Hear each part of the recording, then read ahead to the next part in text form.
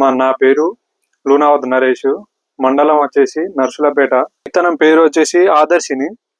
నేను ఈ విత్తనాన్ని మన ఈర సైదులు అన్న దగ్గర నుంచి కారంపోటు నుంచి తీసుకొచ్చాను. ఈ విత్తనం నాకు ఈ సంవత్సరం వెరైటీ మంచిగా అనిపించింది. క్రాప్ కూడా మంచిగా ఉంది. తెల్ల కాయలు కూడా రాలేదు. మిర్చి మంచిగా కాసింది. ఈ విత్తనం నాకైతే పర్వా అనిపించింది. వెరైటీ నాకైతే ఈ సంవత్సరం మంచిగా అనిపించింది. అది ఈ ఉన్న సిచ్యువేషన్ లో ఇప్పుడు ఉన్న ఈ దాంట్లో ఈ విత్తనం అయితే నాకు అయితే మంచిగా అనిపించింది. ఇది మంచిగా రైతులకు ఉపయోగపడుతుంది. కాపు దగ్గర కాపా దూరం కాపా? దగ్గర కాపు ఉందన్న. బాగా చిక్కదనం ఉంది. బాగా చిక్కదనం ఉంది. క్వాలిటీ కానీ మొత్తం క్వాలిటీ ఇట్లా మంచిగా ఉంది.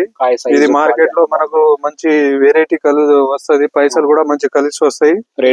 రేటు కూడా బాగా వస్తుంది. ఒరిజినల్ తేజ లెక్కనే ఉంది. సేమ్ మంచి రేటు కలిసి వస్తది. రైతులు మంచిగా ఇది విత్తనానికి వినియోగించుకుంటే రైతులకు మంచి ఇన్కమ్ ఉంటుందని నా అభిప్రాయం. కాపు అయితే బాగా చిక్కదనంగా ఉంది కదా.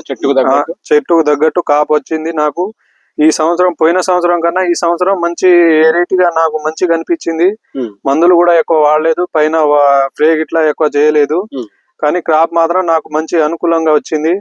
ఎకరానికి వచ్చేసి ఒక 20 క్వింటల్ నుంచి 22 క్వింటల్ మధ్యలో వస్తుందని నా అభిప్రాయం. కొంచెం నల్లి ఎక్కువ వచ్చి మిగతా తోటలన్నీ పోయినాయి కదా. ఈ పరిస్థితుల్లో ఇది ఎలా ఉంది?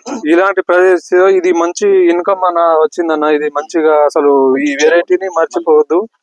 అసలు మంచిగా ఘోరంగా ఉంది. ఇది మనం ఇప్పుడు ఏరే విత్తనాన్ని చూస్తే ఈ విత్తనాన్ని చూస్తే నాకైతే మాత్రం 100కు 100% ఇది నాకు బెనిఫిట్ అని అనిపిస్తుంది. మిగతా విత్తనాలతో పోల్పిస్తుంటే.